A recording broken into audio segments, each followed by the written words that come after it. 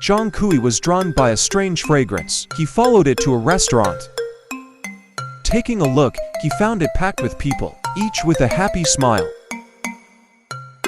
Zhong Kui felt it was odd. Having not enjoyed worldly pleasures for a long time, he took a seat.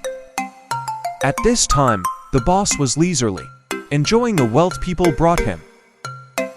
The endless stream made him profit endlessly.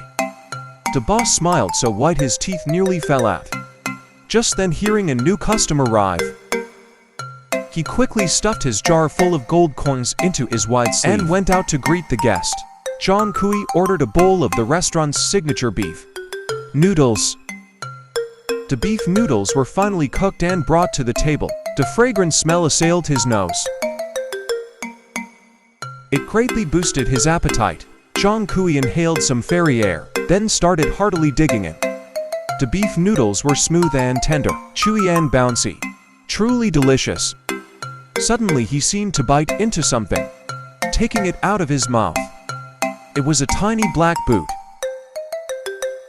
Seeing the boss totter into the kitchen, Zhong Kui was puzzled.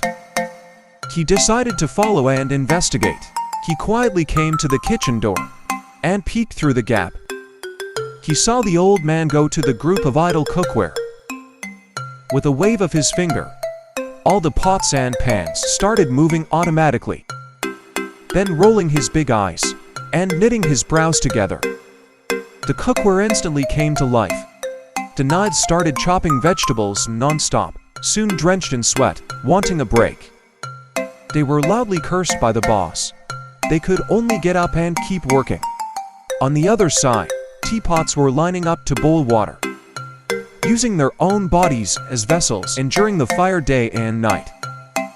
The heavy workload left them gasping for breath, about to suffocate. Next, the teapots worked assembly line style, pouring the endless teacups full. Over at the pots, ones filled to the brim. Their two legs immediately popped out and activated. Then, opening their huge mouths, they spat out fierce fires to heat themselves up. At this time, plates of ingredients jumped in to merge with them. Then, with a point from the boss, the spoons rolled over each other, queuing up and advancing.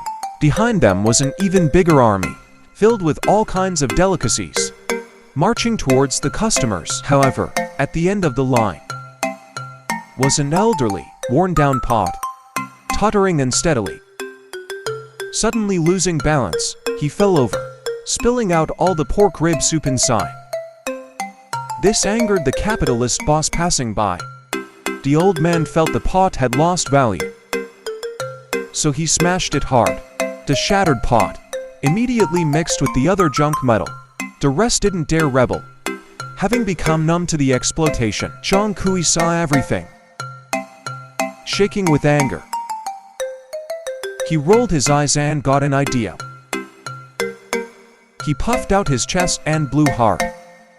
A yellow talisman floated onto the old man's back, instantly trying to absorb him whole. In panic, the old man grabbed a cutting board, desperately struggling. However, the exploded cookware had seized the chance to rebel. Brandishing themselves, they aggressively beat at his hands. In agonizing pain, the old man could only cling to his last lifeline.